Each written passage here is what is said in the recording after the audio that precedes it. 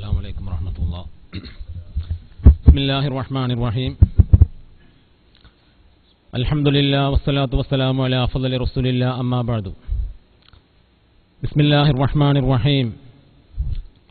محمد رسول الله والذين معه أشداء على الكفار رحماء بينهم تراهم ركعا سجدا يبتغون فضلا من الله ورضوانا سيماهم في وجوههم من أثر السجود ذلك مثلهم في التوراة ومثلهم في الإنجيل كزرع أخرج شطأه فآزره فاستغلظ واستوى على سوقه يعجب الزراع ليغيظ بهم الكفار وعد الله الذين آمنوا وعملوا الصالحات منهم مغفرة وأجرا عظيما صدق الله العلي العظيم.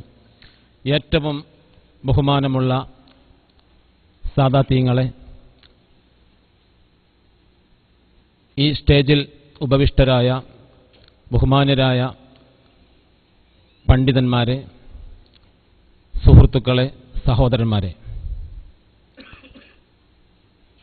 രാവിലെ തുടങ്ങിയ ഈ ജിൽസയുടെ ഉച്ചന്റെ ശേഷമുള്ള കാര്യങ്ങളിലേക്കാണ് നാം കടന്നുപോയിക്കൊണ്ടിരിക്കുന്നത്. ഇത്തരമൊരു വേദിയിൽ ഈ കഴിഞ്ഞ റബീഉൽ അവ്വലിൽ നല്ല പ്രമുഖരായ പ്രാസംഗികരും നല്ല നല്ല വിഷയം അവതരിപ്പിച്ചുകൊണ്ട് പ്രസംഗിച്ചിരുന്ന ഒരു വേദിയിൽ ഞാൻ മനസ്സിലാക്കിയെടുത്തോളം ഇവിടെയുള്ള എന്നെപ്പോലത്തെ ഈ സദസ്സുകളിലേക്ക് അധികം കടന്നു വരാത്ത ആളുകളെ തെരഞ്ഞെടുത്തുകൊണ്ട് അവർക്കൊരു പ്രചോദനം, ഇനി അടുത്ത ഭാവിയിലേക്കുള്ള ഒരു കാൽവെപ്പ് എന്ന നിലക്കായിരിക്കാം ഒരുപക്ഷെ നമ്മുടെ ഇസ്ലാമിക് സെന്ററിൻ്റെ ഈ സാരഥികളായ നമ്മുടെ നേതാക്കൾ എന്നെപ്പോലത്തെ ആളുകളെ തെരഞ്ഞെടുത്തത് എന്നാണ് ഞാൻ മനസ്സിലാക്കുന്നത്. അല്ലാഹു സുബ്ഹാനഹു വ തആല ഈ സദസ്സിനെ അവൻ ഖബൂൽ ചെയ്യുമാറാവട്ടെ. നാളത്തേക്കുള്ളൊരു അമലായിട്ട് അള്ളാഹു ഇതിനെ നമ്മിൽ നിന്ന് സ്വീകരിക്കുമാറാവട്ടെ. നമ്മിൽ നിന്ന് മരിച്ചുപോയ, പ്രത്യേകിച്ച് നമ്മുടെ മാതാപിതാക്കൾ, നമ്മുടെ മഹല്ലുകളിൽ അന്ത്യവിശ്രമം ചെയ്യുന്ന നമ്മുടെ സഹോദരന്മാരുടെ ഖബറിനെ ഈ പരിശുദ്ധമായ ദിവസത്തിന്റെ ബർക്കത്ത് കൊണ്ട് അള്ളാഹു സ്വർഗീയമാക്കുമാറാവട്ടെ എന്ന് ആദ്യമായിട്ട് പ്രാർത്ഥിക്കുകയാണ്. ഹബീബായ മുഹമ്മദ് മുസ്തഫ സല്ലല്ലാഹു അലൈഹി വസല്ലമ തങ്ങളുടെ പരിശുദ്ധമായ ജീവിതം മുസ്ലിം സമൂഹത്തിന് എന്ന് വേണ്ട ലോകത്തിലുള്ള മുഴുവൻ ജനങ്ങൾക്കും അതൊരു പാഠമാണ്. ഇസ്ലാമിൽ ലോകത്ത് ഇന്ന് ഏറ്റവും കൂടുതൽ പ്രചോദനമായിട്ട് ഏറ്റവും കൂടുതൽ ജനങ്ങൾ കടന്നു വരുന്നൊരു മതം ഏതാണ് എന്ന് ചോദിച്ചിട്ടുണ്ടെങ്കിൽ അത് ഇസ്ലാം മാത്രമാണ്. എല്ലാവർക്കും അറിയാവുന്നൊരു പരമാർത്ഥമാണത്. എന്താണ് അതിന് കാരണമെന്ന് ചോദിച്ചാൽ, ലോകത്തിലുള്ള നേതാക്കന്മാരെ മുഴുവൻ ആളുകളെയും പരിശോധിച്ചിട്ട് അതിൽ ഏത് നിലക്കുള്ള സ്ഥാനങ്ങൾ അർഹിക്കുവാൻ അർഹതയുണ്ട ആളുകൾ ഏതെങ്കിലും ഉണ്ടെങ്കിൽ ഒന്നാം സ്ഥാനത്തായിട്ട് ലോകം തെരഞ്ഞെടുത്ത മഹാൻ ഹബീബുന മുഹമ്മദ് മുസ്തഫ സല്ലല്ലാഹു അലൈഹി വസല്ലം തങ്ങൾ മാത്രമാണ്. അതിനുള്ള കാരണം എന്താണെന്ന് നമുക്ക് മനസ്സിലാക്കുവാൻ കഴിയും. ഇസ്ലാമിന് വേണ്ടി, ഈ ഉമ്മത്തിന്റെ ഇസ്സത്തിന് വേണ്ടി, അള്ളാഹുവിന്റെ ദൗത്യം ഇവിടെ പൂർത്തിയാക്കുവാൻ വേണ്ടി 23 വർഷക്കാലം ഇസ്ലാമിക പ്രബോധത്തിന് യാതനകളും വേദനകളും സ്വന്തം ശരീരത്തിലും സ്വന്തം അനുയായികളും സഹിച്ചുകൊണ്ട് ഹബീബായ മുഹമ്മദ് മുസ്തഫ സല്ലല്ലാഹു അലൈഹി വസല്ലം തങ്ങൾ ഇസ്ലാമിന് വേണ്ടി ത്യാഗങ്ങൾ ഒരുപാട് സഹിച്ചു. ഏതുവരെ എന്ന് ചോദിച്ചിട്ടുണ്ടെങ്കിൽ 20 വർഷക്കാലം ശത്രുക്കളുടെ വെട്ടും കുത്തും ഏറ്റുകൊണ്ട് ഷഹീദായ സഹാബികൾക്ക് എണ്ണവും കണക്കുമില്ല. എന്നാൽ ഇസ്ലാമിന് വേണ്ടി മക്ക എന്ന് പറയുന്ന മഹത്തായ ആ ഗ്രാമം മുസ്ലിം സമൂഹത്തിന് കീഴടങ്ങിയതോടുകൂടെ ബഹുമാനപ്പെട്ട സഅദ് ഇബ്നു ഉബാദത്ത് റളിയല്ലാഹു അൻഹു പറയുകയുണ്ടായി, ഇന്ന് മഹത്തരമായൊരു ദിവസമാണ്, ഇന്ന് നമ്മുടെ വിജയത്തിന്റെ ദിവസമാണ്. ഇന്നത്തെ ദിവസം നമുക്ക് ഇത്രയും കാലം നമ്മളോട് പോരാടിയ യുദ്ധത്തിൽ വെച്ച് ഹബീബായ നബി സല്ലല്ലാഹു അലൈഹി വസല്ലം തങ്ങളുടെ പിതൃവ്യൻ ഹംസ റളിയല്ലാഹു അൻഹുവിന്റെ ഘാതകനെയും അതുപോലെ അവിടുത്തെ ഹംസ റളിയല്ലാഹു അൻഹുവിന്റെ കരൾ കടിച്ചു തുപ്പിയ വഹ്ഷിയ ഹിന്ദിനെയും അതുപോലെയുള്ള ഹബീബായ മുഹമ്മദ് മുസ്തഫ സല്ലല്ലാഹു അലൈഹി വസല്ലം തങ്ങളെ പരിഹസിച്ചുകൊണ്ട് പദ്യം ചൊല്ലിയതായ കഅബ് ഇബ്നു സുഹൈറിനെയും ഇന്ന് നമുക്ക് വകവരുത്തുവാനും ഇന്ന് നമുക്ക് അവർക്കെതിരെ പോരാടുവാനും പറ്റിയതായ ഒരു ദിവസമാണ് ഇന്ന് എന്ന് സഅദ് ബിൻ ഉബാദത്ത് റളിയല്ലാഹു അൻഹു വിളിച്ചു പറഞ്ഞ സമയത്ത് അദ്ദേഹത്തിന്റെ കയ്യിൽ നിന്ന് ഇസ്ലാമിന്റെ പതാകയെ നബി സല്ലല്ലാഹു അലൈഹി വസല്ലം തങ്ങൾ ആ പതാകയെ വാങ്ങിയിട്ട് തൊട്ടടുത്തുള്ള ആ സഹാബിയുടെ കയ്യിലേക്ക് അതിനെ ഏൽപ്പിക്കുകയാണ്. എന്നിട്ട് അവിടുന്ന് പറയുന്നത് എന്താണ് മനസ്സിലാക്കണം. അവിടെ നബി സല്ലല്ലാഹു അലൈഹി വസല്ലം അവിടുന്ന് പറയുന്നത്, അവിടുന്ന് പ്രഖ്യാപിക്കുന്നത്, ഇന്നത്തെ ദിവസം സഹനത്തിന്റെയും വിനയത്തിന്റെയും ബഹുമാനത്തിന്റെയും ലാളിത്യത്തിന്റെയും ദിവസമാണ്. ഈ ദിവസം നമുക്ക് പകരം നമുക്ക് ചോദിക്കുവാനില്ല. മസ്ജിദുൽ ഹറാമിൽ കടന്നുകൂടിയതായ ആരെങ്കിലും പ്രവേശിച്ചിട്ടുണ്ടെങ്കിൽ അവർക്കെല്ലാം നമ്മൾ മാപ്പ് നൽകിയിരിക്കുന്നു. അബൂ സുഫിയാന്റെ വീട്ടിൽ ആരെങ്കിലും കടന്നു വന്നിട്ടുണ്ടെങ്കിൽ അവർക്ക് നാം ഇവിടെ ഇതാ മാപ്പ് നൽകിയിരിക്കുന്നു എന്ന് പറഞ്ഞുകൊണ്ട് ഇസ്ലാമിന്റെ ലാളിത്യം, അവിടുത്തെ എങ്ങനെയാണോ അവിടുത്തെ സഹാബത്തിന്, അവിടുത്തെ ജനങ്ങളെ എങ്ങനെയാണോ റഹ്മത്തിന്റെ പ്രവാചകനായ നൂറാനിയത്തിന്റെ പ്രവാചകനായ ആ പ്രവാചകൻ എങ്ങനെയാണ് അവിടെ പഠിപ്പിച്ചെടുത്ത് സംസ്കരിച്ചെടുത്തത് എന്നാണ് ഇതിൽ നിന്ന് നമുക്ക് മനസ്സിലാക്കുവാനുള്ളത്. അതുകൊണ്ട് തന്നെയാണ് ഇസ്ലാമിന്റെ ഏറ്റവും നല്ല നേതാവായിട്ട്, ലോകത്തിലെ ഏറ്റവും നല്ല നേതാവായിട്ട് ഹബീബന മുഹമ്മദ് മുസ്തഫ സല്ലല്ലാഹു അലൈഹി വസല്ലം തങ്ങളെ ലോകം തെരഞ്ഞെടുക്കുവാനുള്ള കാരണം നമ്മൾ മനസ്സിലാക്കേണ്ടതുണ്ട്. ഇവിടെ നബി സല്ലല്ലാഹു അലൈഹി വസല്ലം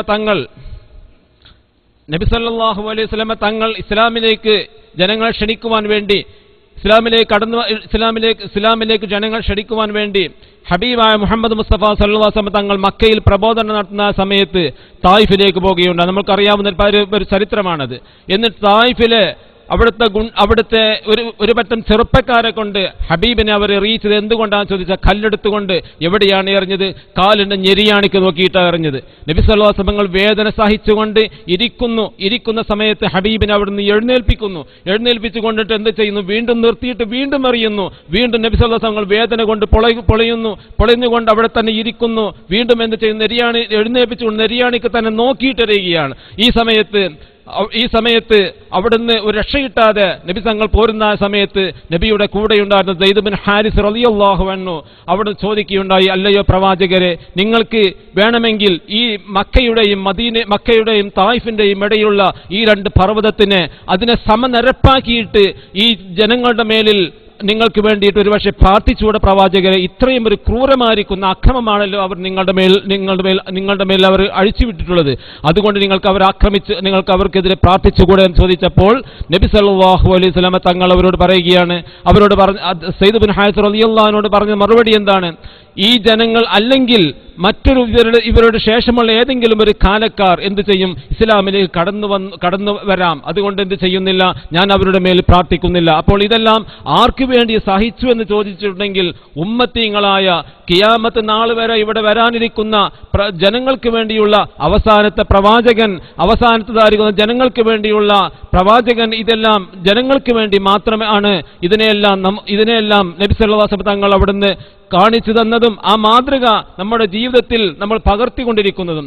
അതുകൊണ്ടാണല്ലോ പരിശുദ്ധ ഖുർആൻ നമ്മോട് പ്രഖ്യാപിച്ചത്, നിങ്ങൾക്കിതാ ലഖദ് ജാഅക്കും റസൂലുൻ മിൻ അൻഫുസിക്കും, നിങ്ങളിൽ നിന്നുള്ള ഒരു പ്രവാചകൻ, മനുഷ്യ സമൂഹത്തിലേക്ക്, മനുഷ്യ വിഭാഗത്തിൽ നിന്നുള്ള ഒരു പ്രവാചകൻ ഇതാ നിങ്ങളിലേക്ക് വന്നിരിക്കുന്നു. ഇവിടെ മറ്റൊരു ഖുർആൻ അനുസരിച്ച് ലഖദ് ജാഅക്കും റസൂലുൻ മിൻ അൻഫുസിക്കും എന്നതിന് പകരമായിട്ട് മിൻ അൻഫസിക്കും എന്നുള്ള ഒരു ഓത്ത് അവിടെ ഉണ്ട് എന്നാണ് ഓർമ്മ. അതായത് എന്താ? നിങ്ങൾ വെച്ച് ഏറ്റവും പ്രധാനപ്പെട്ടതായിരിക്കുന്ന ആൾ നിങ്ങളിലേക്ക് വന്നിരിക്കുന്നു. ഏറ്റവും പ്രധാനപ്പെട്ടവെന്ന് പറഞ്ഞിട്ടുണ്ടെങ്കിൽ അതിന്റെ അർത്ഥം എന്താ? ഏറ്റവും പ്രധാനപ്പെട്ടതായിരിക്കുന്ന തറവാട്ടുകാരൻ. ഖിയാറും മിൻ ഖിയാരിക്കും, ഞാൻ നിങ്ങളിൽ ഏറ്റവും പ്രധാനപ്പെട്ടവനാണ്. ആ പ്രധാനപ്പെട്ട ഗോത്രക്കാരിൽ വെച്ച് ഏറ്റവും പ്രധാനപ്പെട്ടവനാണ് ഞാൻ. നബി സല്ലല്ലാഹു അലൈഹി വസല്ലം പ്രഖ്യാപിക്കുകയുണ്ടായി. എന്താണ് അതിനർത്ഥം?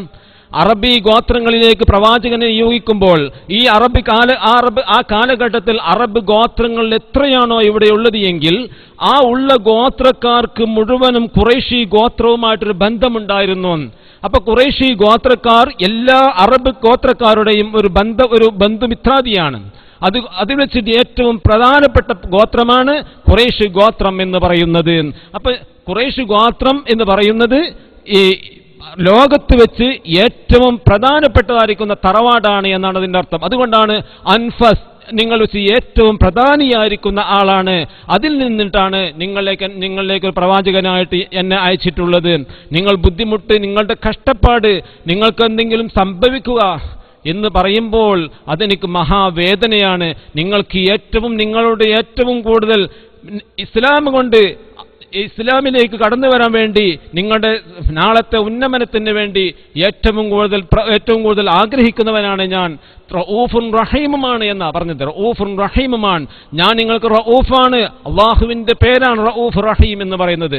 നബി സല്ലല്ലാഹു അലൈഹി വസല്ലം തങ്ങൾ അല്ലാത്ത മറ്റൊരു പ്രവാചകനിക്കും അല്ലാഹു തആല നിയോഗിച്ചിട്ടില്ലാത്തൊരു പേരാണ് ഈ രണ്ട് പേരുകൾ, റഊഫ് റഹീം എന്നുള്ള ഈ രണ്ട് പേരുകൾ. ഇതിനു മുമ്പായിട്ട് മറ്റുള്ളതായിരിക്കുന്ന ഒരു പ്രവാചകനും നബി അല്ലാഹു സുബ്ഹാനഹു വ തആല നിയോഗിച്ചിട്ടില്ല എന്നാണ് അതിന്റെ വ്യാഖ്യാനത്തിൽ നമുക്ക് മനസ്സിലാക്കുവാൻ കഴിയുന്നത്. ഇത്രയും വലിയ ത്യാഗങ്ങളും ഇത്രയും വലിയ പ്രയാസങ്ങളുമെല്ലാം സഹിച്ച ഈ പ്രവാചകന് ദുന്യാവുമായിട്ടുള്ള ഒരു ബന്ധവും ഉണ്ടായിരുന്നില്ല എന്നാണ് നമുക്ക് മനസ്സിലാക്കുവാൻ കഴിയുന്നത്. കാരണം എന്തുകൊണ്ടാ? നബി സല്ലല്ലാഹു അലൈഹി വസല്ലം തങ്ങളുടെ വീട്, അള്ളാഹുവിന്റെ റസൂലിന്റെ ഭാര്യമാർ താമസിച്ചിരുന്ന വീട്, ആ വീടിന്റെ ഒരു വീട് എങ്ങനെയാണെന്ന് ചോദിച്ചാൽ നമുക്ക് ഏവർക്കും അറിയാവുന്ന ഒരു പരമാർത്ഥമാണ്. ഉമർ റളിയല്ലാഹു അൻഹു ഒരു ദിവസം ഹബീബ നബി സല്ലല്ലാഹു അലൈഹി വസല്ലം തങ്ങളുടെ വീട്ടിലേക്ക് കടന്നു വരുന്ന സമയത്ത്, അവിടുത്തെ വീട്ടിൽ നോക്കുന്ന സമയത്ത് അവിടെ എന്താണുള്ളത്? ഒരു നാടൻ കട്ടിൽ മാത്രമാണുള്ളത്. അതുപോലെ തന്നെ അത് തന്നെ എങ്ങനെയാണ് ആ കട്ടിൽ എന്ന് പറയുന്നത്? അത് നാര് നിറച്ച, നമ്മളെ പോലെ ഉന്നം കൊണ്ടോ അതല്ലെങ്കിൽ പഞ്ഞി കൊണ്ടോ മറ്റോ നിറക്കപ്പെട്ടതായിരിക്കുന്ന ഒരു കട്ടിലായിരുന്നില്ല. നേരെ മറിച്ച് വെറും നാര് കൊണ്ട് നിറച്ച, ഈത്തപ്പനയുടെ ഓലയുടെ അതല്ലെങ്കിൽ ഈത്തപ്പനയുടെ തടിയുടെ നാര് കൊണ്ട് നിറച്ച ഒരു മരക്കട്ടിലും അതുപോലെ തന്നെ ഒരു തലയണയും അതുപോലെ തന്നെ ഒരു മണ്ണിന്റെ കൂജ, വെള്ളം സൂക്ഷിക്കുവാൻ വേണ്ടിയുള്ള ഒരു മണ്ണിന്റെ കൂജയും അവിടെ ഉണ്ടായിരുന്നു. അതുപോലെ തന്നെ വെള്ളം കൊണ്ടുവരാൻ വേണ്ടി നമ്മളെല്ലാം കാണുന്ന ഒരു മണ്ണിന്റെ കുടവും ഹബീബ നബി സല്ലല്ലാഹു അലൈഹി വസല്ലം തങ്ങളുടെ വീട്ടിലുണ്ടായിരുന്നു. അതുപോലെ തന്നെ സാധനങ്ങൾ സൂക്ഷിച്ചു വെക്കുവാൻ വേണ്ടി ചുമരിൽ തറച്ചു വെച്ചായിരിക്കുന്ന ഒരു മരത്തടിക, അതുപോലെ തന്നെ ഗോതമ്പ് ആട്ടുവാൻ വേണ്ടി അവിടെ ഉണ്ടാക്കിയതായ ഒരു ചെറിയതായിരിക്കുന്ന ചക്ക് അവിടെ ഉണ്ടായിരുന്നു. അതുപോലെ തന്നെ ഒരു വെള്ളം സൂക്ഷിക്കാൻ വേണ്ടി ഒന്നുമെല്ലാം എടുക്കാൻ വേണ്ടി ഒരു തോൽപാത്രം അവിടെ ഉണ്ടായിരുന്നു. അതുപോലെ തന്നെ അവിടെ ഉണ്ടായിരുന്നത് ചരിത്രത്തിൽ പറയുന്നു, അവിടെ ഹബീബ നബി സല്ലല്ലാഹു അലൈഹി വസല്ലം തങ്ങളുടെ വീട്ടിൽ ഒരു കണ്ണാടിയും ഉണ്ടായിരുന്നു എന്ന്.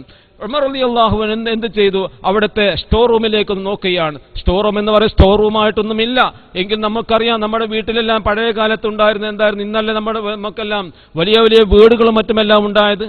ഇതിന് മുമ്പായി നമ്മളെല്ലാവരും ചെറുപ്പത്തിൽ നമ്മൾ താമസിച്ചിരുന്ന വീട് തന്നെ ഒരു പക്ഷേ എന്തായിരിക്കും ആ വീടിന്റെ അവസ്ഥ എന്ന് ചോദിച്ചിട്ടുണ്ടെങ്കിൽ, ആ വീടിന്റെ അടുക്കളയിൽ അടുപ്പ് പൂട്ടിയതായിരിക്കും. അടുക്കളയുടെ താഴ്ഭാഗത്ത് ഒരു റൂമുണ്ടാവും, ഒരു മുട്ടിയിട്ട് ഒരു തിണ്ടായിട്ട് പൊക്കിയിട്ടുണ്ടാവും.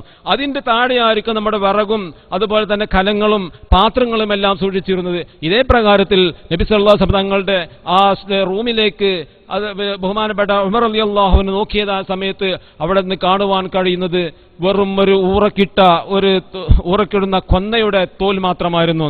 ഊറക്കിടാൻ ഉപയോഗിക്കുന്ന കൊന്നയുടെ തോൽ മാത്രമായിരുന്നു അവിടെ നോക്കിയതായ സമയത്ത് കണ്ടിരുന്നത്.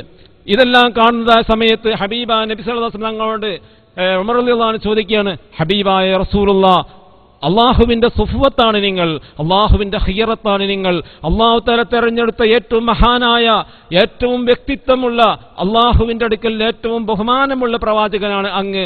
അതുകൊണ്ട് ഇതെല്ലാം ഒന്ന് നേരെയാക്കിയും കൊണ്ട് നിങ്ങൾക്ക് അള്ളാഹുവിനോട് പ്രാർത്ഥിച്ചുകൂടെ? എങ്കിൽ എന്ത് ചെയ്യും? നിങ്ങൾക്ക് അതെല്ലാം നല്ലതായിരിക്കുന്ന ഒരു വീടും നല്ലതായിരിക്കുന്ന ഒരു ജീവിത ചുറ്റുപാടും അള്ളാഹു തആല നിങ്ങൾക്ക് തരികയില്ലയോ പ്രവാചകൻ എന്ന് ചോദിക്കുമ്പോൾ ഉമർ റളിയല്ലാഹു അൻഹു റസൂലുള്ളാഹി സ്വല്ലല്ലാഹു അലൈഹി വസല്ലം തങ്ങൾ പറയുകയാണ്, നിങ്ങൾ കൈസർ രാജാക്കന്മാർക്കെല്ലാം നൽകപ്പെട്ടതുപോലെയുള്ള ഒരു സംവിധാനവും ഒരു സംസ്കാരവും ഒരു സുഖവും ഈ ദുന്യാവിൽ ഞാൻ ആഗ്രഹിക്കുന്നില്ല. നേരെ മറിച്ച് നമുക്കൊരു ജീവിതമുണ്ട്, അത് പരലോകം എന്ന് പറയുന്ന ജീവിതമാണ്. ആ പരലോകം എന്ന് പറയുന്ന ജീവിതമാണ് ഉമറ നമ്മൾ ആഗ്രഹിക്കുന്നത്. അതുകൊണ്ട് ദുന്യാവിനെ നമ്മൾ സൂക്ഷിക്കണം. നിങ്ങൾ എന്ത് ചെയ്യുക? ദുന്യാവിനെ നിങ്ങൾ സൂക്ഷിക്കുക, ദുന്യാവിന്റെ സമ്പാദ്യത്തെ നിങ്ങൾ സൂക്ഷിക്കുക. ദുന്യാവ് നമുക്ക് ആവശ്യത്തിന് മാത്രം മതി എന്നാണ് അതിന്റെ അർത്ഥം. അതായിരുന്നു ഹബീബിന്റെ ജീവിതത്തിൽ ഉണ്ടായിരുന്നത്. ഹബീബിന്റെ ജീവിതത്തിൽ ഉണ്ടായിരുന്ന ദുന്യാവ് ആവശ്യത്തിന് മാത്രമുള്ളത് ഒഴിച്ച് കഴിച്ചിട്ടുണ്ടെങ്കിൽ ബാക്കിയുള്ളത് എന്ത് ചെയ്യും? അത് പാവപ്പെട്ടതായിരിക്കുന്ന ആളുകൾക്ക് കൊടുക്കുന്ന സമ്പ്രദായമായിരുന്നു ഉണ്ടായിരുന്നത്. നേരത്തെ നമ്മൾ പല പ്രസംഗങ്ങൾ നമ്മൾ കേൾക്കുകയുണ്ടായി. എന്ത് ചെയ്യും? എങ്ങനെയാണെങ്കിലും ഹബീബിന്റെ അടുക്കലേക്ക് ഇത്തരം ധർമ്മങ്ങളും സദഖകളും മറ്റുമെല്ലാം വരുന്ന സമയത്ത് അത് മുഴുവത്തിനെയും എന്ത് ചെയ്യും? മറ്റുള്ളതായിരിക്കുന്ന ആളുകൾക്ക് വാരിക്കോരി കൊടുത്തുകൊണ്ട് അവിടുത്തെ വീട്ടിൽ പട്ടിണി കിടന്ന് മാസങ്ങളോളം നബി സല്ലല്ലാഹു അലൈഹി വസല്ലം തങ്ങളുടെ ഭാര്യ ആയിഷ റളിയല്ലാഹു അൻഹയുടെ സഹോദരൻ ഉർവത്ത് ബിൻ സുബൈർ റളിയല്ലാഹു അൻഹു അസ്മാ ബീവിയുടെ മകനാണ്. ആ ഉർവത്ത് ബിൻ സുബൈർ റളിയല്ലാഹു അൻഹു വീട്ടിൽ കടന്നു വരുന്ന ആ സമയത്ത് ഒരു ദിവസം ചോദിക്കുകയുണ്ടായി ഇവിടുത്തെ അവസ്ഥ. ആയിഷ റളിയല്ലാഹു അൻഹയുടെ വീട്ടിലെ അവസ്ഥ ചോദിക്കുമ്പോൾ അവിടുന്ന് പറയുകയാണ്, ഒരു മാസക്കല കണ്ട് രണ്ടാമത്തെ മാസക്കലയും കണ്ട് മൂന്നാമത്തെ മാസക്കലയും കാണുന്നതായിരിക്കുന്ന സമയത്തായിരിക്കും ഒരുപക്ഷെ നമ്മുടെ വീട്ടിൽ അടുപ്പിൽ തീ തന്നെ കാണുക. ഇതേ സമയത്ത് ഉർവത്ത് ബിൻ സുബൈർ റളിയല്ലാഹു അൻഹു അല്ലാഹുവിന്റെ റസൂലിന്റെ പത്നിയായ ഉമ്മയായ ഉമ്മഹാത്തുൽ മുഅ്മിനീൻ ഇളയമയായ ആയിഷ റളിയല്ലാഹു അൻഹയോട് ചോദിക്കുകയാണ്, ഇത്രയും കാലം നിങ്ങൾ എന്തായിരിക്കും ഭക്ഷിക്കുക? അതേ സമയത്ത് പറയുകയാണ്, ഈ വീട്ടിൽ ഒരു സാധനവുമില്ല, ഇല്ലസ്വദ്ദത്താനീൻ, രണ്ട് കറുത്തതായിരിക്കുന്ന രണ്ടെണ്ണം ഒഴിക്കാൻ. അതെന്താ? ഒന്ന് വെള്ളം സൂക്ഷിച്ചു വെക്കുന്ന തോൽപാത്രം, അതുപോലെ തന്നെ കാരക്കയിട്ട് വെക്കുന്ന ഒരു പാത്രവും. ഇതല്ലാതെ മറ്റൊന്നുമില്ല. ഞങ്ങൾ എന്ത് ചെയ്യും? വെള്ളവും അതുപോലെ തന്നെ കാരക്കയും മാത്രം ഭക്ഷിച്ചുകൊണ്ടാണ് ഞങ്ങൾ എന്ത് ചെയ്യുക? ജീവിതം നയിച്ചിരുന്നത്. അവർക്ക് കിട്ടാഞ്ഞിട്ടാണ്? ഒരിക്കലും കിട്ടാഞ്ഞിട്ടല്ല.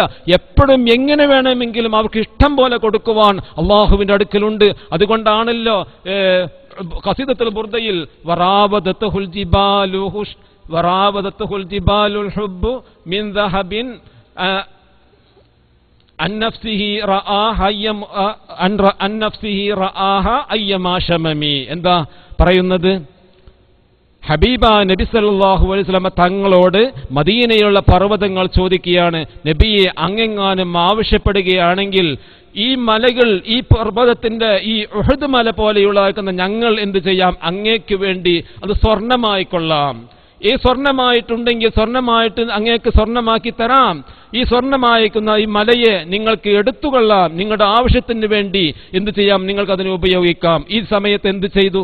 അത് ഒരിക്കലും അതെനിക്ക് ആവശ്യമില്ല. ഞാനും ദുന്യാവും എന്താണുള്ളത്? ഒരു യാത്രക്കാരനെ പോലെ മാത്രമാണ്. ഞാനും ദുന്യാവിന്റെയും ഇടയിലുള്ള ബന്ധം ഒരു യാത്രക്കാരനെ പോലെ മാത്രമാണ്. യാത്രക്കാരൻ എന്ത് ചെയ്യും? ഈ ദുന്യാവിൽ അവൻ യാത്ര പോകുന്ന സമയത്ത് അവന്റെ ആവശ്യത്തിന് മാത്രമുള്ള സാധനങ്ങൾ ശേഖരിച്ചുകൊണ്ട് അവൻ യാത്ര പോകുന്നു. അതേ പ്രകാരത്തിൽ മാത്രമാണ് ദുന്യാവിന്റെയും ബർസഹിയായ ലോകത്തിന്റെയും ആഖിറത്തിന്റെയും ഇടയിലുള്ള ഒരു ജീവിതമാണ് നമുക്കുള്ളത്. ഈ ജീവിതത്തിൽ നമുക്ക് അല്പസ്വല്പം നമ്മുടെ ആവശ്യത്തിന് മാത്രം വേണ്ടിയുള്ളത് മാത്രമേ നമ്മളിത് സമ്പാദിക്കാവൂ എന്നാണ് നമുക്കതിൽ മനസ്സിലാക്കുവാൻ കഴിയുന്നത്. നബി സല്ലല്ലാഹു അലൈഹി വസല്ലം തങ്ങൾ ഒരു യുദ്ധത്തിന്റെ വേളയിൽ ഹബീബ നബി സല്ലല്ലാഹു അലൈഹി വസല്ലം തങ്ങൾ അബൂ ഉബൈദത്തുൽ ജറാഹ് റളിയല്ലാഹു അൻഹുവിന്റെ നേതൃത്വത്തിൽ ഒരു യുദ്ധത്തിന് പോവുകയാണ്. ഈ യുദ്ധത്തിന് പോകുന്നത് ആ സമയത്ത് എന്താണ് അവരുടെ കയ്യിലുള്ളതെന്ന് ചോദിച്ചിട്ടുണ്ടെങ്കിൽ കാരക്കയുടെ ഒരു പാത്രമുണ്ട്, അതുപോലെ തന്നെ കുറച്ച് വെള്ളവുമുണ്ട്. ഇതല്ലാത്ത മറ്റൊന്നും അവരുടെ കയ്യിലില്ല. ഈ സമയത്ത് അവർ യാത്ര ചെയ്തു പോകുന്നത് എങ്ങനെയാണ് ചോദിച്ചിട്ടുണ്ടെങ്കിൽ നടന്നുകൊണ്ട് അവർ യാത്ര ചെയ്തു പോവുകയാണ്.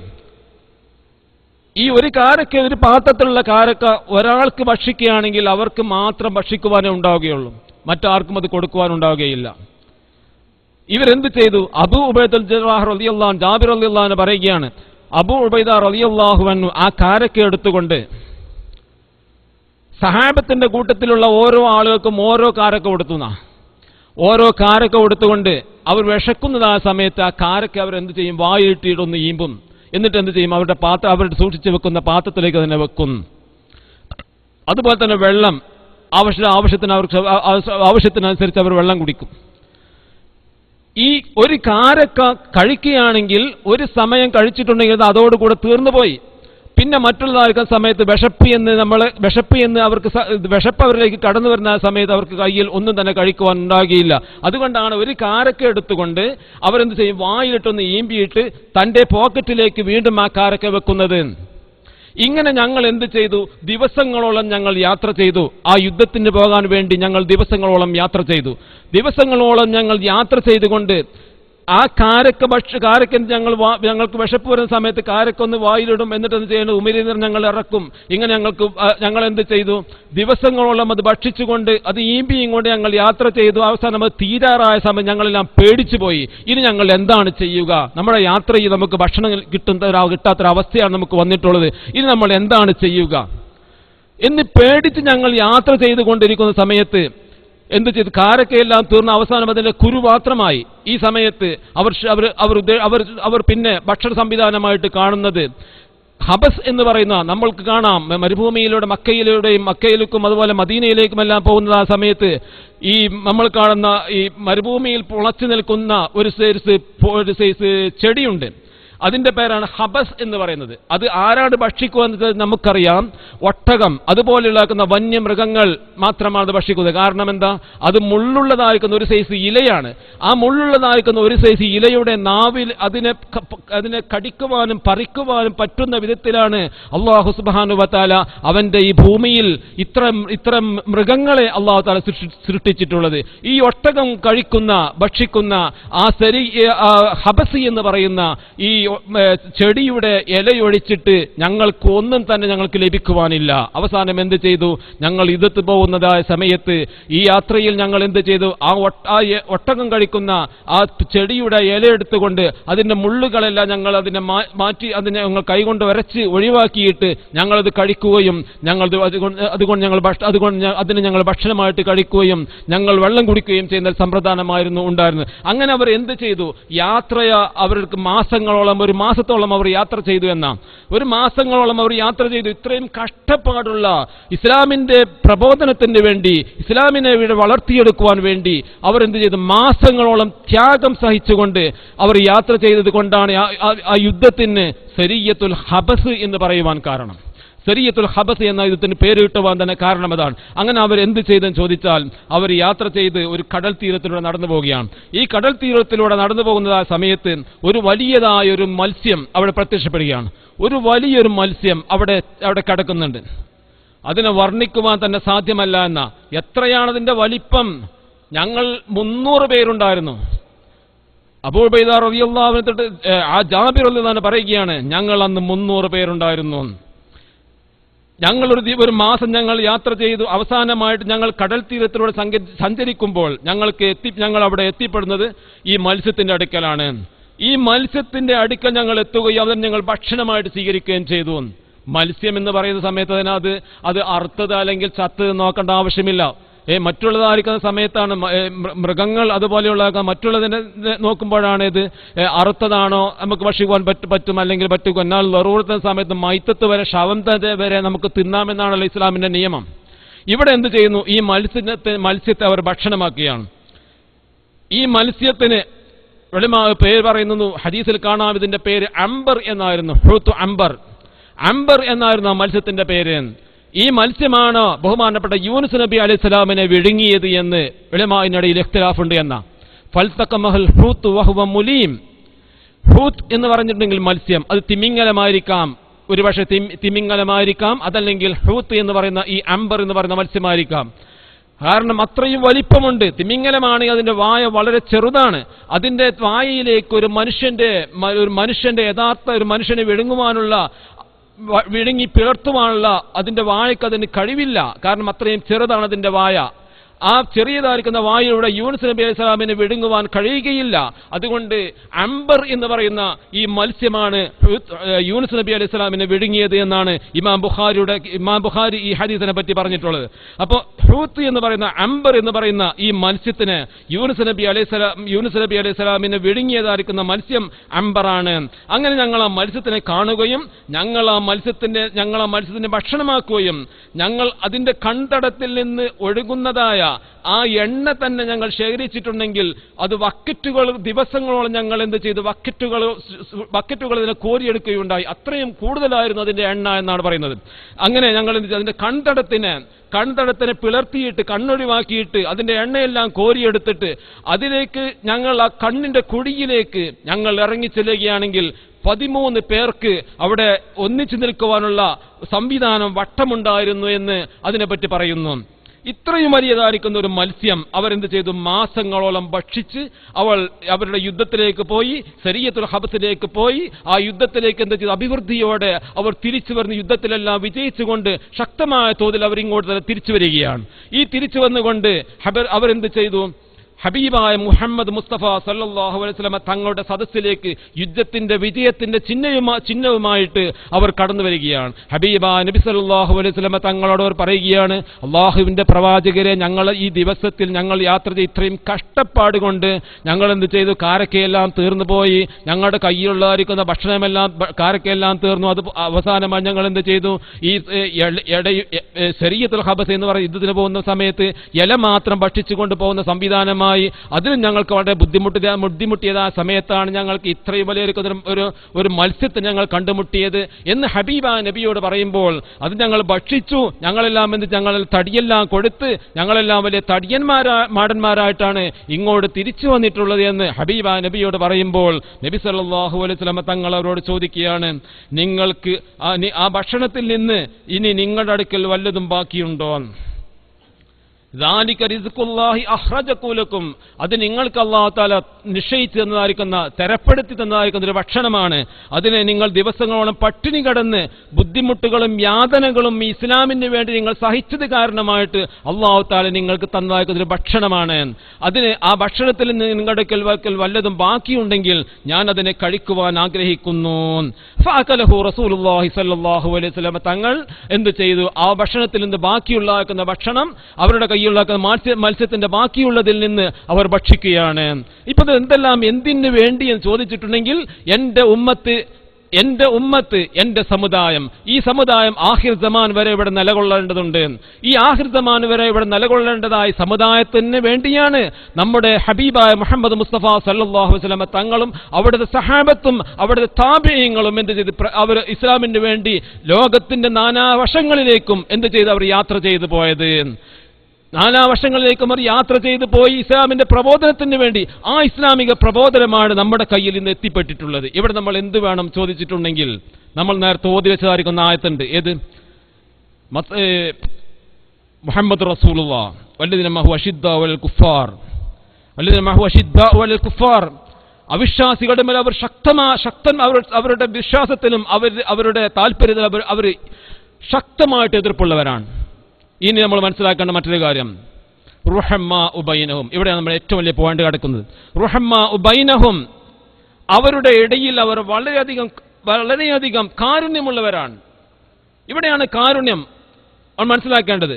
ഹബീബ നബി സല്ലല്ലാഹു അലൈഹി വസല്ലം തങ്ങൾ അവിടുത്തെ സഹാബത്തിന് ഇസ്ലാമിനെ എങ്ങനെയാണോ പഠിപ്പിച്ചു കൊടുത്തതെങ്കിൽ ആ ഇസ്ലാമാണ് നമ്മുടെ കയ്യിലുള്ളത്. ആ ഇസ്ലാമിനെതിരായിട്ട് ആരെങ്കിലും പ്രകോപനപരമായിട്ടോ അതല്ലെങ്കിൽ മറ്റേതെങ്കിലും രൂപത്തിലോ അവർ ഇസ്ലാമിനെതിരായി ശബ്ദിച്ചിട്ടുണ്ടെങ്കിൽ അവരെ സഹാബത്തോ താബിഈങ്ങളോ നമ്മുടെ മുൻഗാമികളോ വെറുതെ വിട്ട ചരിത്രമില്ല. ഇവിടെ നമ്മൾ മനസ്സിലാക്കേണ്ട ഒരു കാര്യം, നമ്മുടെ സ്ഥാപനങ്ങൾ, സമസ്തയുടെ അധീനത്തിലുള്ള എന്തെല്ലാം ഉണ്ടോ അതിനെ ആരെങ്കിലും ആക്രമിക്കുവാൻ വരുന്നുവെങ്കിൽ നമ്മൾ ഇവിടെ റുഹമ ആയിരിക്കണം. അതല്ലെങ്കിൽ വിശുദ്ധ ഖുർആനിന്റെ വാക്യത്തിന് നമ്മൾ എന്താണ് അർത്ഥമുള്ളത്? നമ്മൾ ഒരുപാട് കേട്ട്, ഒരുപാട് സഹിച്ച്, എല്ലാം നമ്മൾ സഹിച്ച് അവസാനമായിട്ടുള്ള സംഭവമാണ് പള്ളിക്കൽ ബാസാറിന്റെ സംഭവം. ഈ സംവിധാനത്തിൽ നിങ്ങൾ ഓർമ്മിപ്പിക്കുകയാണ്. പള്ളിക്കൽ ബാസാറിന്റെ സംഭവം ഇവിടെ നമ്മൾ റുഹമ ആകേണ്ടത്. ഇനി ഒരിക്കലും നമ്മുടെ ഈ സമൂഹത്തിന്റെ പള്ളി അതല്ലെങ്കിൽ നമ്മുടെ സമൂഹത്തിന്റെ മദ്രസ ഒരു കക്ഷി പിടിച്ചെടുക്കുവാനോ അതല്ലെങ്കിൽ അതിലവർ ആധിപത്യം സ്ഥാപിക്കുവാനോ പാടില്ല എന്ന് നമ്മൾ ഉറക്കെ പ്രഖ്യാപിക്കേണ്ടതുണ്ട്. നമ്മുടെ ഭരണാധികാരികൾ, നമ്മുടെ ബന്ധപ്പെട്ടതായിരിക്കുന്ന ആളുകൾ ഒരു സമയത്ത് അത് കോടതി വിധി വന്നുകൊണ്ട് അത് സമസ്തയ്ക്ക് വേണ്ടി അത് പാസ്സായതാണ്. ആ നിയമം സമസ്തയ്ക്ക് അനുകൂലമായതാണ്. രണ്ടാമത്തെ പ്രാവശ്യമാണ് പള്ളിക്കൽ ബാസാർ നടന്നിട്ടുള്ളത്. ഇത് നമ്മൾ ഒരിക്കലും കണ്ടില്ല, കേട്ടില്ല എന്ന് നമ്മൾ ഒരിക്കലും മടിക്കുവാൻ പാടില്ല. ഇത് തന്നെയായിരുന്നു ഹബീബ നബിന്റെ കാലത്തുണ്ടായിരുന്നു. നിങ്ങൾക്കറിയുകയില്ലയോ? മക്കയിൽ കഅബയുടെ മുൻഭാഗത്ത് കഅബയിൽ വെച്ചുകൊണ്ട് മസ്ജിദുൽ ഹറാമിൽ വെച്ചുകൊണ്ട് ഹബീബായ മുഹമ്മദ് മുസ്തഫ സല്ലല്ലാഹു അലൈഹി വസല്ലം തങ്ങൾ നിസ്കരിക്കുന്ന ആ സമയത്ത് ഒട്ടകത്തിന്റെ കുടൽമാല ചീഞ്ഞളിഞ്ഞ കുടൽമാല എടുത്തുകൊണ്ട് ഹബീബിന്റെ കഴുത്തിൽ അവർ ചാർത്തിയില്ലേ? നമുക്ക് എന്തിനാണ് നമ്മൾ പഠിച്ചത്? ഹബീബിന്റെ കഴുത്തിൽ അവർ എന്ത് ചെയ്തു? ഇതേ പ്രവണത, ഇതേ കാര്യം അവർ ആവർത്തിച്ചു. എന്നിട്ട് അവിടെ എന്താ ചെയ്തത്? അബൂജഹൽ, ഉത്ബത്ത്, ഷൈബത്ത് പോലെയുള്ള ഇസ്ലാമിന്റെ ശക്തന്മാരായ വിരോധികൾ അത് കണ്ടിട്ട് ഇങ്ങനെ ചിരിക്കുകയാണ്. ഇവിടെ നിസ്കരിച്ചുകൊണ്ടിരിക്കുന്ന പാവപ്പെട്ട മുസ്ലിം സമുദായത്തെ നമ്മുടെ സഹോദരന്മാരുടെ കയ്യിൽ കട്ടിയും കടാരിയുമായിട്ട് നിസ്കരിക്കുന്നവർ വെട്ടുവാനും കുത്തുവാനും വന്നിട്ടുണ്ടെങ്കിൽ അവർക്ക് ഇസ്ലാമിനുള്ള സ്നേഹമാണോ ഉള്ളത്? നമ്മൾ പ്രത്യേകമായിട്ട് മനസ്സിലാക്കണം. നമ്മുടെ ബന്ധപ്പെട്ടവരും നമ്മുടെ നേതാക്കന്മാരും ഇതിന് ഒരു പ്രതിവിധി കണ്ടേ പറ്റുകയുള്ളൂ. ഇത് അവസാനത്തെ അക്രമമായിരിക്കണം. ഇനി മേലിൽ ഇതുപോലുള്ള അക്രമം നമ്മുടെ നാട്ടിൽ തന്നെ ഉണ്ടാകുവാൻ പാടില്ല. അല്ലാഹു സുബ്ഹാനഹു വ തആല അവരുടെ ഷെറിൽ നിന്ന് നമ്മെയും നമ്മുടെ ഉമ്മത്തിനെയും അല്ലാഹു തആല കാത്തുരക്ഷിക്കുമാറാവട്ടെ. എല്ലാവിധത്തിലും അല്ലാഹുവിന്റെ പരാജയം, അല്ലാഹു അവർക്ക് പരാജയം നൽകുമാറാവട്ടെ. ഇസ്ലാമിനെയും ഇസ്ലാമിന്റെ ഉമ്മത്തിനെയും സ്നേഹിച്ചുകൊണ്ട് ആരാണോ കടന്നു വരുന്നതെങ്കിൽ അല്ലാഹു അവർക്ക് ഇസ്സത്തും റിഫഅത്തും അല്ലാഹു തആല പ്രദാനം ചെയ്യുമാറാവട്ടെ. അവർക്കെല്ലാം ഏത് വിധത്തിൽ അവർക്ക് കുരുത്തക്കേട് വന്നിട്ടുണ്ടെങ്കിൽ ആ കുരുത്തക്കേടിന് അവരിങ്ങനെ ആവർത്തിച്ചു കൊണ്ടിരിക്കുകയാണ് നമ്മൾ മനസ്സിലാക്കേണ്ടത്. ആ കുരുത്തക്കേടിന് അവർ പിന്മാറിപ്പോവുകയില്ല. കാരണം എന്തുകൊണ്ട്? അന്നലക്കുള്ള മഹാന്മാരുടെ പ്രാർത്ഥനയാണ് അവർക്ക് ലഭിച്ചിട്ടുള്ളത്. സ്പെയിൻ എന്ന് പറയുന്ന സംഭവം നിങ്ങൾക്കറിയാമായിരിക്കും. സ്പെയിൻ, ഇസ്ലാമിന്റെ സ്പെയിൻ എന്നാണ് ഒരു കാലത്ത് അറിയപ്പെട്ടിരുന്നത്. ഈ ഇസ്ലാമിന്റെ സ്പെയിൻ എങ്ങനെയാണ് അധപ്പതിച്ചു പോയത്? അതൊരു പെണ്ണിന്റെ കാരണമാണ്. ഒരു പെണ്ണ് കാരണമായിട്ട് ഇസ്ലാം സ്പെയിൻ സ്തംഭിച്ചു പോവുകയും കിതാബുകളെ കൊണ്ട് ഒരു പുഴയുടെ മേലെ കിതാബുകൾ നിരത്തി വെച്ചിട്ടുണ്ടെങ്കിൽ ആ നിരത്തിവെച്ച കിതാബുകളെ ആ പുഴയുടെ മുകളിൽ പാലമായിട്ടിട്ടുണ്ടെങ്കിൽ ആ കിതാബിന്റെ മുകളിലൂടെ സ്പെയിനിന്റെ ഒരു ഭാഗത്തിൽ നിന്ന് അക്കരയിലേക്ക് കടന്നു പോകാമായിരുന്നു ചരിത്രം പറയുന്നത്. ഇവിടെ നമ്മൾ മനസ്സിലാക്കണം, നമ്മുടെ കേരളം ഇസ്ലാമിന്റെ ഇസ്സത്തുള്ളതായിരിക്കുന്ന നാട്, ഈ നാടിനെ വിറപ്പെടുത്തുവാൻ വേണ്ടിയിട്ടാണ് അവർ ശ്രമിച്ചുകൊണ്ടിരിക്കുന്നത്. എന്നിട്ട് എന്ത് ചെയ്യുന്നു? നമുക്കറിയാം ഇന്ന് മോഡി, ഇത് അതിന്റെ സദസ്സല്ലെങ്കിലും മോഡി എന്ന് പറയുന്ന ഗവൺമെന്റ് നമ്മുടെ നാട്ടിൽ ആധിപത്യം സ്ഥാപിച്ചുകൊണ്ട് അതിന് കടന്നു വരാൻ കാരണം എന്താ ചോദിച്ചാൽ ഒരു മുഴുവൻ നല്ലൊരു ശതമാനം, ഞാൻ പറയാം 90% അതിന് ഉത്തരവാദികൾ ഉത്തരേന്ത്യയിലെ മുസ്ലിംസാണ്. അവരുടെ വോട്ടില്ലാതെ, വടക്കേ ഇന്ത്യയിലെ മുസ്ലിം സമൂഹത്തിന്റെ വോട്ടില്ലാതെ ബോഡിക്കൊരിക്കലും കടന്നു വരുവാൻ സാധ്യമല്ല. ഇതുപോലത്തെ ഒരു സംവിധാനം അത്തരം വിഭാഗത്തിന് വേണ്ടി ഇസ്ലാമിന്റെ പുറത്ത് ഇസ്ലാമിനോട് സ്നേഹവും അകത്ത് ഇസ്ലാമിനെ കത്തിവെക്കുകയും ചെയ്തുകൊണ്ടിരിക്കുന്ന ഈ വിഭാഗത്തിനെ സഹായിക്കുവാൻ വേണ്ടിയാണ് നമ്മുടെ ലേബലിൽ, അതിൽ നമ്മുടെ പേരിൽ ഇവിടെ നമ്മുടെ നാട്ടിൽ നടന്നുകൊണ്ടിരിക്കുന്ന ഒരു വിഭാഗം ശ്രമിച്ചുകൊണ്ടിരിക്കുന്നത്. നമ്മളെല്ലാവരും നമ്മുടെ ബുദ്ധി കൊണ്ട്, നിങ്ങൾക്ക് ബുദ്ധിയുണ്ട്, എനിക്ക് ബുദ്ധിയുണ്ട്, നമ്മുടെ ബുദ്ധി കൊണ്ട് നമ്മൾ ചിന്തിക്കണം, പ്രവർത്തിക്കണം, നമ്മുടെ മറ്റുള്ളതായിരിക്കുന്ന ആളുകളെ മനസ്സിലാക്കി കൊടുക്കണം. എന്നിട്ട് നമ്മുടെ ഇസ്ലാമിക ദഅവത്തിനെ അത് ഖിയാമത്ത് നാൾ വരെ പ്രവർത്തിച്ചിട്ടുണ്ടെങ്കിൽ മാത്രമേ നിലനിൽക്കുകയുള്ളൂ. അതിനുവേണ്ടി നമ്മൾ ശബ്ദിക്കണം. നമ്മുടെ ഓരോ ശബ്ദവും ദീനിന് വേണ്ടിയായിരിക്കണം. അതല്ല എങ്കിൽ എന്ത് ചെയ്യും? സ്പെയിനിനെ പോലെ അല്ലെങ്കിൽ അതുപോലെയുള്ള രാഷ്ട്രങ്ങളെ പോലെ ഇസ്ലാമിന് അതീതമായിരിക്കുന്ന സ്റ്റേറ്റ് എന്ന് പറയപ്പെടാവുന്ന ഈ സ്റ്റേറ്റ് എന്ത് ചെയ്യും? അത് അസ്തമിച്ചു പോകുന്ന ഒരു പ്രവണതയിലേക്ക് നീങ്ങിക്കൊണ്ടിരിക്കുകയാണ്. അല്ലാഹു സുബ്ഹാനഹു